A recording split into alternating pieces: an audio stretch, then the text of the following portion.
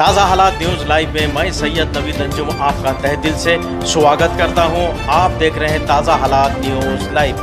देगलूर शहर की अहम खबरें देखें। देगलूर शहरातील व तालुक्यातील ताज्या आणि महत्त्वपूर्ण बातम्यांसाठी आजच आमच्या YouTube चॅनलला लाईक करा आणि सबस्क्राइब करा।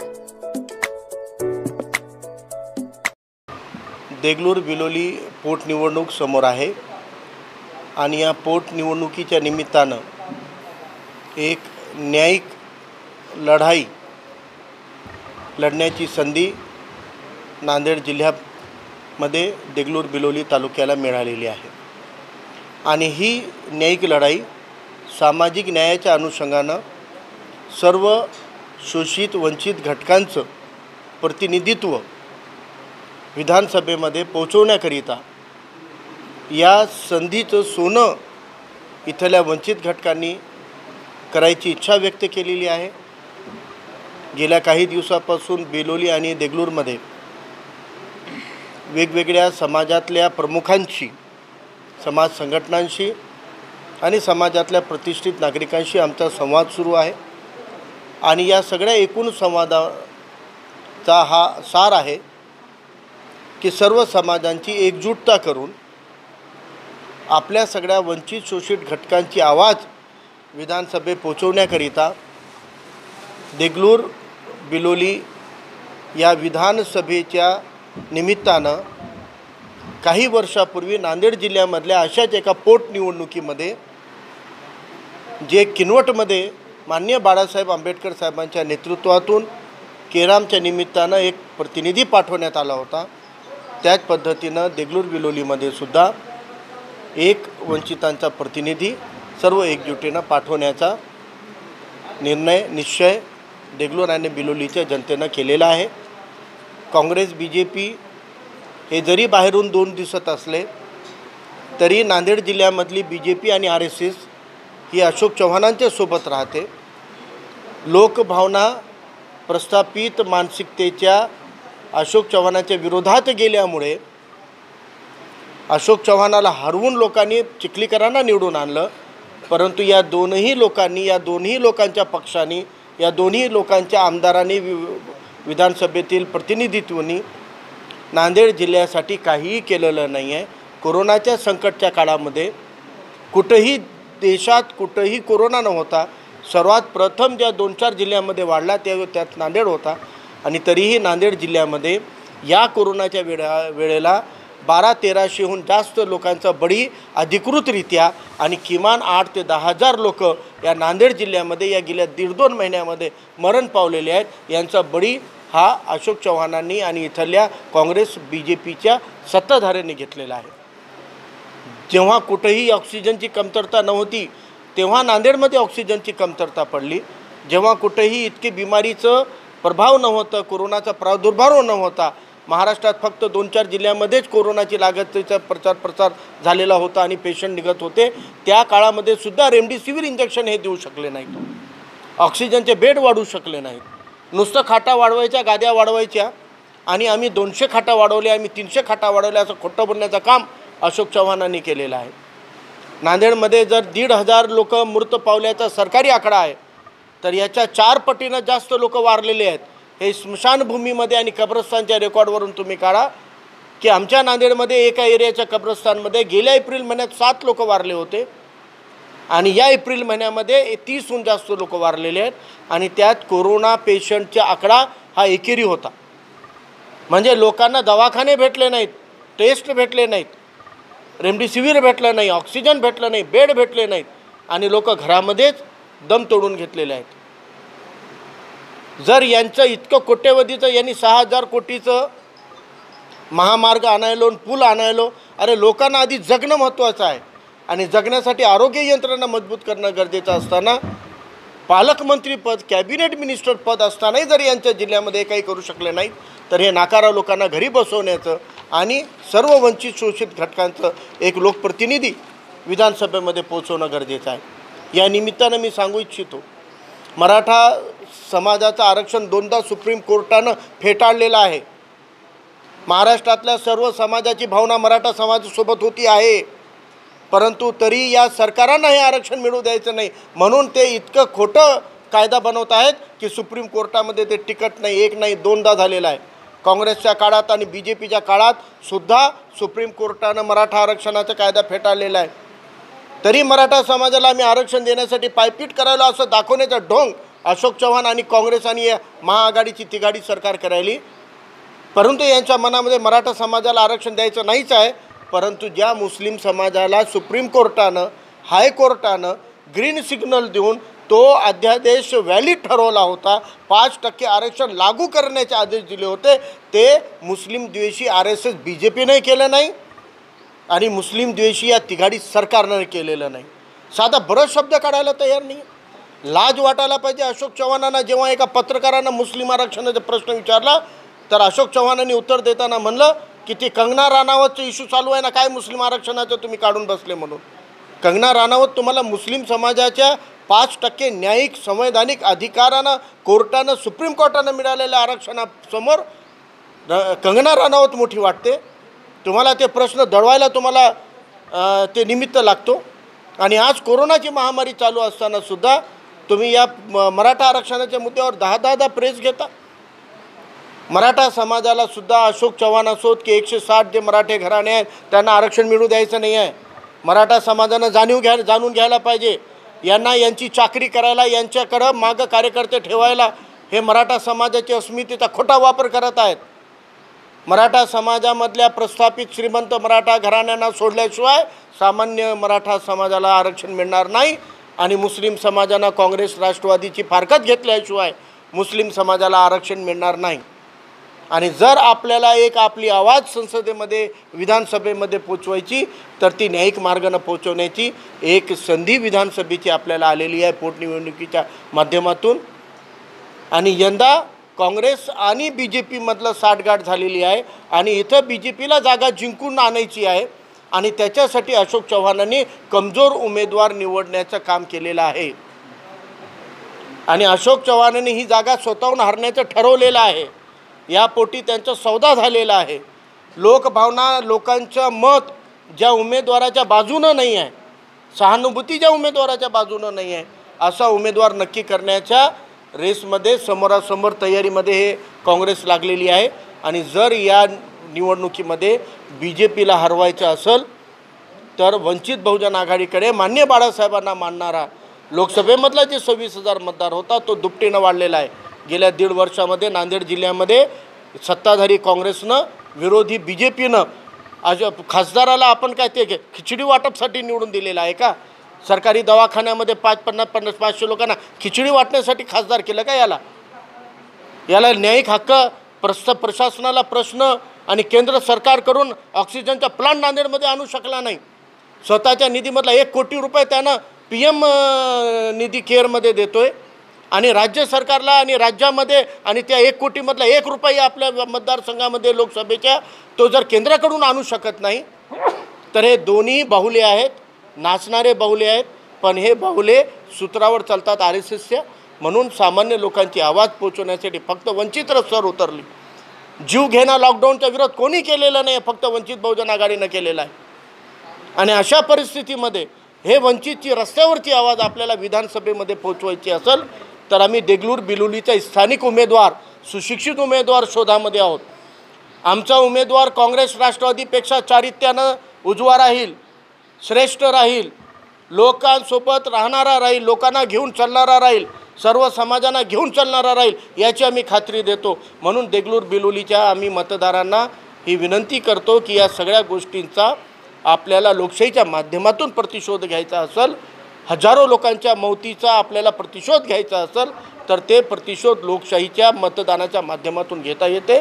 आणि यंदा या विधानसभेच्या मतदारांनी एकजुटता केली तर आम्ही किनवटची पुनरावृत्ती केल्याशिवाय राहणार नाही. आमच्याकडे जवळपास 8 ते 10 उमेदवारांचे अर्ज आलेले आहेत, म्हणजे अप्रोच झालेला आहे. परंतु आम्ही त्यांना सांगितलं की आमची उमेदवार निवडीची जी प्रक्रिया आहे ती प्रक्रिया आम्ही लवकर सुरू करणार आहोत. लॉकडाऊनमध्ये आम्हाला गर्दी करायची नाही आहे. त्यामुळे जसं लॉकडाऊन 30 तारखेचं संपलं आम्ही आमची प्रक्रिया जाहीर करू आणि देगलूर आणि बिलोलीच्या स्थानिक लोकांमध्ये राहणारे आणि विधानसभा लढू शकणारे जे सक्षम उमेदवार आहेत त्यांनी जास्तीत जास्त अर्ज करावा. त्यांचं न्यायिक मार्गाने आम्ही प्रक्रियेमध्ये त्यांना समजून घेऊत आणि लोकभावनेमध्ये जे उमेदवार खरा उतरेल अशा उमेदवाराला माननीय बाळासाहेब आंबेडकर उमेदवारी देतील याची आम्हाला खात्री आहे. सर, हर बारी तो कांग्रेस की जानिब से बी टीम का आप पे आरोप लगाया जाता है, उसको अभी मेरे को पूछना है. मैं पूछना चाहता हूँ कि इन 1.5 सालों के अंदर जो काले कानून पास हुए हैं, 3 तलाक का कानून पास हुआ है, 370 का कानून पास हुआ है, किसान विरोधी कानून पास हुआ है, NRC CA विरोधी कानून पास हुआ है, ये केंद्र सरकार की मेजॉरिटी कहाँ पर है? सिर्फ लोकसभा में है ना. लोकसभा में काले कानून पास होना समझ सकते हैं क्योंकि वहाँ पे NDA की BJP की मेजॉरिटी है. वहाँ पर कांग्रेस या कोई विरोधी पक्ष वो कानून को नहीं रोक सकता. लेकिन राज्यसभा में आज की तारीख में भी, आज मई 2021 में भी राज्यसभा में बीजेपी की NDA की मेजॉरिटी नहीं है. लेकिन लोकसभा के कानून को राज्यसभा में खारिज करने की बजाय जब उस कानून के ऊपर चुनाव होते हैं, वोटिंग होता है, तब यही कांग्रेस के, राष्ट्रवादी के राज्यसभा के खासदार वॉकआउट करके बाहर चले जाते हैं. संख्या कम हो जाने के बाद बीजेपी मतदान जीतती है. तो जो काले कानून के लिए मुसलमान रास्तों पे उतरा, हमारी माँ बहनें शाहीन बाग लगाकर रास्ते पे इस आंदोलन में उतरी, ये काला कानून हम पे बीजेपी की वजह से नहीं थोपा गया है. ये कांग्रेस राष्ट्रवादी के राज्यसभा में खुद शरद पवार खुद राज्यसभा में गैर हाजिर थे. खुद शरद पवार और उनके राज्यसभा के उम्मीदवार 3 तलाक के वक्त भी गैर हाजिर थे. और जब ये 370 का, जब ये CA का, NRC का और जब ये किसान का कानून आया तब ये लोग बाहर थे. इसलिए ये बी टीम है जो केंद्र में इनको मदद कर रही है. अगर बी टीम होती तो रास्तों की लड़ाई नहीं लड़ती. आज महाराष्ट्र के अंदर छोटे छोटे दुकानदारों के व्यवसाय व्यापार चालू करने के लिए रास्तों के ऊपर, धर्मस्थल के बाहर बैठने वाले दुकानों को उधर निर्वाह मिलना चाहिए. इसलिए रास्तों पे आंदोलन खड़ा करने का काम इस राज्य में अगर किसी ने किया है तो माननीय बाला साहब अम्बेडकर ने किया है, वो वंचित बहुजन आघाड़ी ने किया है. नांदेड़ जिले में भी अगर लॉकडाउन के खिलाफ कोई रास्ते पर उतरा है तो वो सिर्फ वंचित बहुजन आघाड़ी उतरी है, बाकी की पार्टियाँ क्यों नहीं उतरी? तो यहाँ पर A टीम B टीम का कोई सवाल नहीं है. नांदेड़ जिले की RSS खुद अशोक चौहान पालते हैं. नांदेड़ जिले की RSS खुद अशोक चौहान के पीछे है, उनके जेब में चलती है. आज मुझे बताइए, आप बीजेपी के निर्णय कौन ले रहे हैं? भास्कर राव पाटिल राज्य के उपाध्यक्ष. कौन भास्कर राव पाटिल? हाँ, जो उनके बहन भाई है, जो उनकी मदद करते हैं. आपने देखा नहीं पिछली विधानसभा के चुनाव में भास्कर राव पाटिल खतगांवकर भाजपा के रहते हुए कांग्रेस के उम्मीदवार को मदद की कि नहीं की? आपको मालूम है? बैंक नांदेड़ जिला में, नांदेड़ जिले की बैंक में क्या हुआ है? भास्कर राव पाटिल खतगांवकर, अशोक चौहान ने हाथ मिलाकर अपने लोग चुनाव कर लाए. राम पाटिल रातोड़ीकर का क्लिप आपने सुना है कि नहीं सुना है? विधान परिषद के आमदार है ना बीजेपी के. अशोक चौहान की चाकरी करते हुए नजर आए कि नहीं आए? अशोक चौहान के लिए मत मांगते हुए आए कि नहीं आए? यहाँ पर B टीम A टीम दोनों भी अशोक चौहान है जो भाजपा के साथ खड़े हुए हैं. तो ये सब सच्चाइयों को हम देखने वाले हैं कि नहीं देखने वाले? ये आके बहका के जाते हैं. और आप अच्छे अच्छे लोग प्रतिनिधि, कंधार में 40,000 से ज़्यादा मतदार लिया हमारे शिवा भाऊ ने. आप ऐसे ही B टीम A टीम के आरोप में एक अच्छे कार्यकर्ता आपने उनको हरा दिए. नहीं तो आज मुझे बताओ, वो आमदार एक बार तो भी लोहा कंधार के अंदर कभी घुमा क्या? लेकिन चुनाव हारने के दूसरे दिन से शिवा भाऊ मैदान में, चुनाव हारे भी तो दूसरे दिन से मैं खुद नांदेड़ दक्षिण का उम्मीदवार था, नांदेड़ शहर में मैदान में. जो लोगों के लिए लड़ना चाहते हैं उनको असेंबली में नहीं भेजकर A टीम B टीम में हम कब तक बंटने वाले हैं? ये मैं यहाँ के मुस्लिम भाइयों को, OBC भाइयों को पूछना चाहता हूँ. तुम्हारे लिए लड़ना चाहते हैं उन लोगों को आप प्रतिनिधि नहीं चुनेंगे. इनके A टीम B टीम का इस बार कोई भी शिकार नहीं बनने वाला है, क्योंकि हमारे पास इनके लिए पूरा मुंह तोड़ जवाब है, पूरे सबूत है. ये हम सामने लाएंगे और लोगों को इस बार उनको बहकाने नहीं देंगे, इतना हम यकीन के साथ आपको कहें. सर, एक विधानसभा और लोकसभा में जो वातावरण निर्मित होती ते आता सध्या दिसत नाही, यामागचं कारण काय? मला तुम्ही सांगा, या 1.5 वर्षामध्ये कोणता पक्ष रस्त्यावर तुम्हाला दिसतोय? वंचित शिवाय कोणीही आंदोलन करत नाही. नांदेडमध्ये जिल्हाधिकारी कार्यालयासमोर जेवढे आंदोलनं झालेली आहेत त्यांची यादी काढा. तुम्हाला जर 90% आंदोलन वंचित बहुजन आघाडीचे आहे, तर मग हा वातावरण का नाही? इतर पक्षांचं तर काहीच नाही. आमचं तरी अस्तित्व आहे ना. आम्ही रस्त्यावर आहोत, आम्ही लोकांसाठी लढत आहोत, लोकांची मदत करत आहोत, लोकांना सोय करून देत आहोत, लोकांना काहीतरी व्यवस्था करून देत आहोत. नांदेड देगलूरमधून आलेल्या कित्येक तरी रुग्णांना सरकारी दवाखान्यामध्ये, खाजगीमध्ये तर घेतच नव्हते. सरकारीमध्ये बेड नाही म्हणून हाकलून दिले होते. तेव्हा आम्ही त्या कार्यकर्त्यांना तिथं बेड मिळवून दिलेलं आहे, त्यांना सोयीसुविधा पुरवण्याचं काम केलेलं आहे. कित्येक लोकांचे मृतदेह तिथून नांदेड परत आणण्यामध्ये अडचणी होत्या, ते आम्ही मदत केलेली आहे. पण इतर पक्षाच्या लोकांनी काय केलं? कोणी काय करत नाही. आणि अशा काळामध्ये स्वतः बाळासाहेबांनी अकोल्यामध्ये कोविड सेंटर काढून आदर्श घडवला की जे नाही तिथं आपल्याला सत्तेमध्ये नसताना आम्ही तिथं कोविड सेंटर काढला. पण यांचे आमदार खासदारांनी एखादा कोविड सेंटर काढलं का? इतक्या वर्षापासून यांच्याकडे हजारो कोटी, 3,000 कोटी गुंतागुंतीचं पूर्ण निधी खाऊन बसलेल्यांना, अशोक चव्हाणांना, त्याच्या पक्षातल्या लोकांनी स्वतःचं एखादा साधा कोविड सेंटर उघडलं का? किमान आम्ही रस्त्यावर उतरून तरी काम केलं. आमच्या कार्यकर्त्यांनी स्वतःचा जीव धोक्यात घालून काम केलेलं आहे. सर, देगलूर पोटनिवडणूक में कई देगलूर के बड़े सियासतदान हैं, ऐसा अफवाह भी चल रही थी कि कुछ माजी आमदार आपके रास्ते में हैं। नहीं, हमारे पास में माजी आमदार अप्रोच कर रहे हैं, लेकिन हम आपको यकीन दिलाते हैं, जो लोगों को पीठ बता चुके हैं उन लोगों को हम ताकत नहीं देंगे. हम उन लोगों को साथ देंगे, उन लोगों को उम्मीदवारी देंगे जो लोगों के लिए काम करना चाहते हैं. इसलिए हम लोगों को कह रहे हैं कि इस बात पे विश्वास रखो. आपको हम उम्मीदवार ऐसा दे रहे हैं जो चुन के आने के बाद आपके साथ रहेगा. जो अब तक चुन के आए वो पीठ बता कर गए. यहाँ पर एससी रिजर्व सीट है, पिछड़े समाज का आरक्षित आमदार यहाँ पे लोक प्रतिनिधि चुन के आता है. और इस विधानसभा के अंदर हमारी एक मातम बहन के ऊपर बलात्कार होता है और आमदार और इनकी पार्टी और बीजेपी इनको कोई मदद करने के बजाय बलात्कारियों के ऊपर उनका साथ दे रही थी. तब रास्ते की लड़ाई, पुलिस स्टेशन की लड़ाई लड़ने वाले कौन लोग थे? वंचित बहुजन आघाड़ी के लोग थे. अगर पिछड़े तबकों की आरक्षित, उनकी इंसाफ के लिए आरक्षित विधानसभा में भी पिछड़ों के ऊपर एट्रोसिटी होती होगी, अन्याय होते होंगे, अत्याचार होते होंगे, तो फिर वो लोक प्रतिनिधि चुन के दिए ढकोसला थे. इसलिए अब इस बार आपको आपके लिए लड़ने वाला आप में से एक उम्मीदवार चुनना पड़ेगा. सर, देगलूर बिलोली विधानसभा मतदार संघ में ग्राम पंचायत न नगर परिषद न और किसी में भी वंचित का कोई मेंबर है, उसके ऊपर आप विधानसभा का निवडणूक लड़ने वाले, आप तक सफलता मिलेगी? आपको हम एक बात कह रहे हैं कि आप पत्रकार हैं, आपकी जानकारी अपडेट रहना चाहिए. आपको इत्तला नहीं होगी कि आपके सिर्फ देगलूर के अंदर 10 ग्राम पंचायत हमारे हाथ में, और सामने बैठे हुए जो लोग दिख रहे हैं आपको ना, ये सारे के सारे चालू ग्राम पंचायत के सदस्य बैठे हुए हैं. ये जो मीटिंग है यहाँ के आजी माजी कार्यकर्ताओं की नहीं है, ग्राम पंचायत सदस्यों की मीटिंग है. आपके सामने बैठे हुए ग्राम पंचायत सदस्य है, और आधे से ज़्यादा अभी आए नहीं, सुबह आकर गए और बाद में कुछ लोग आए नहीं हैं अभी. तो ग्राम पंचायत के अंदर देगलूर में भी, बिलोली में भी हमको बहुत, नांदेड़ ज़िले के अंदर हमारे को 300 से ज़्यादा ग्राम पंचायत सदस्य चुने गए. कोई यंत्रणा के अभाव, सब यंत्रणा के अभाव के बिना एक भी ग्राम पंचायत के लिए यहाँ पर ना तो बड़ा साहब आए ना बड़ा कोई नेता आया. फिर भी हमारे कार्यकर्ताओं ने खुद के बल पर वंचित बहुजन आघाड़ी की ताकत दिखा दी है कि हमारे यहाँ 300 से ज़्यादा ग्राम पंचायत सदस्य हमारे चुन के आए, और इन्हीं के बल पर हम ये चुनाव लड़ने वाले हैं. में निर्णायक समाज के तौर पर आप कौन से समाज को? नहीं, निर्णायक समाज सभी होते हैं. जो समाज एक गट्ठा किसी के साथ खड़ा हो जाता है, वो ताकत पे ही, उस बल पे ही कोई चुनकर आता है. हम तो मानते हैं कि यहाँ पर जो छोटे समाज भी है वो भी हमारे लिए निर्णायक है, बड़े समाज भी हैं, लेकिन छोटे समाज भी बहुत महत्वपूर्ण होते हैं. इसलिए हम किसी एक समाज विशेष पे नहीं, लेकिन हम ये कह रहे हैं कि एससी समाज के अंदर जो अलग अलग घटक है, अब उनको ये सोचना पड़ेगा कि अपनी जात और पोट जात देखने के बजाय आप संवैधानिक वर्ग को देखिए, शेड्यूल कास्ट बोलकर उसके साथ खड़े रहिए. आज तक आप लोगों ने बहुसंख्यक के बल पर विशिष्ट समाज को कितनी बार उम्मीदवारी मांगी, और उसी समाज के बच्चों पे बलात्कार होने के बाद अगर वो चुनकर आया हुआ प्रतिनिधि साथ नहीं देता होगा, तो फिर आप उस जाति के ऊपर अभिमान नहीं कर सकते हैं.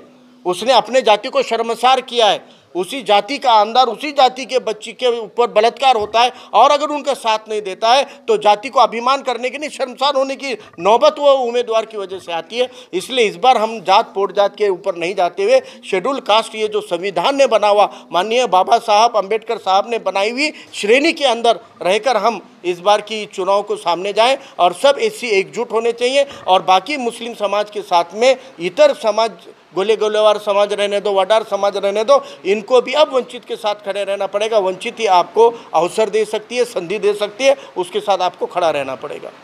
सर आप स्थानीय उम्मीदवार देखेंगे या दूसरी पार्टी उनके साथ? लेटेस्ट न्यूज़ के लिए अभी ताज़ा हालात न्यूज़ लाइव को सब्सक्राइब करें।